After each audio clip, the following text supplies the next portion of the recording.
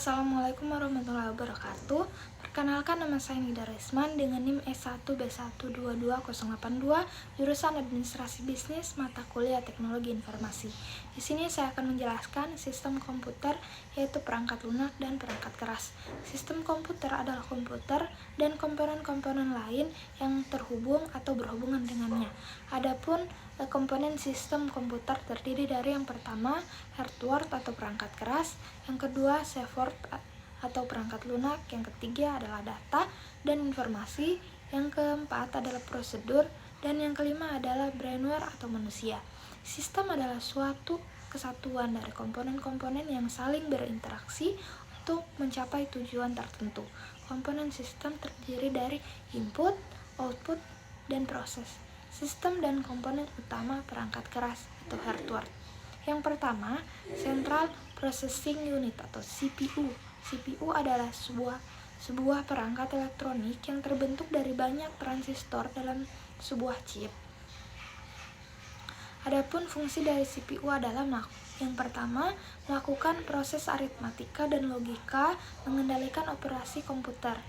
Yang kedua, terdiri dari ALU atau Arithmetical Logic Unit dan CU atau Control Unit. Yang ketiga adalah kecepatan kerjanya ditentukan oleh jumlah transistor atau kecepatan clock dari control unitnya. Contoh prosesor adalah prosesor Intel dan AMD. Yang kedua adalah media penyimpanan atau memori. Berdasarkan fungsinya terbagi menjadi dua jenis, yaitu yang pertama primary memory adalah memori yang digunakan untuk menyimpan data dan instruksi yang sedang berjalan dari sebuah program atau saat proses kerja CPU sedang bekerja. Yang kedua, secondary memory adalah media penyimpanan data secara permanen, contohnya adalah flash disk. Yang ketiga adalah input dan output divisi, berfungsi sebagai jembatan antara komputer dengan lingkungan luarnya, baik sebagai pemberi masukan maupun sebagai keluaran dari hasil pemrosesan komputer. Yang pertama ada hardware input, berfungsi sebagai alat masukan untuk komputer, contohnya keyboard, mouse, dan kamera. Yang kedua output device, berfungsi sebagai keluaran komputer, contohnya LCD, printer, speaker, dan lain-lain. Selanjutnya saya akan membahas tentang perangkat lunak atau software. Perangkat lunak juga disebut sebagai sistem komputer yang tidak memiliki wujud fisik yang diinstal dalam sebuah komputer atau laptop agar bisa dioperasikan. Yang pertama ada sistem software perangkat lunak. Sistem software adalah perangkat lunak komputer yang lebih dekat berhubungan dengan hardware komputer karena mempunyai fungsi utama untuk mengoperasikan dan menghubungkan antara hardware komputer yang ada. Sistem software ini sangat penting karena sangat berpengaruh pada input dan output dari komputer. Di sini saya akan membahas tentang karakteristik OS.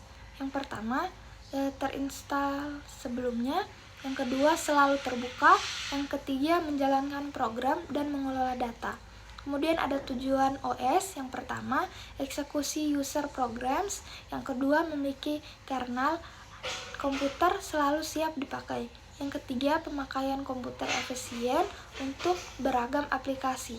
Contohnya adalah Microsoft Windows, Linux, Mac, dan Unix. Yang kedua, aplikasi software. Aplikasi software adalah software yang lebih dekat berhubungan dengan manusia sebagai pengguna komputer.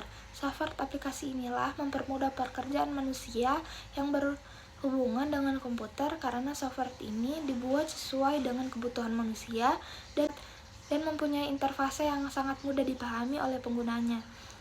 Kemudian ada yang pertama, aplikasi software di bidang bisnis. Aplikasi yang dibuat untuk mempermudah pekerjaan kantor dan kegiatan bisnis sehingga dapat menyampaikan informasi dengan cepat dan akurat. Contoh dari aplikasi ini adalah MWS, MS Word, LaTeX. Yang kedua, aplikasi software di bidang sains dan teknik. Aplikasi yang disiapkan dan dibuat untuk mempermudah pekerjaan di bidang pengetahuan yang mendukung kegiatan dan ide kreatif, juga didukung oleh banyak library dan metode. Contoh aplikasi ini diantara lain adalah yang pertama, data logging tools untuk cuaca atau polusi. Sekian dari saya akhiri dengan ucapan wassalamualaikum warahmatullahi wabarakatuh.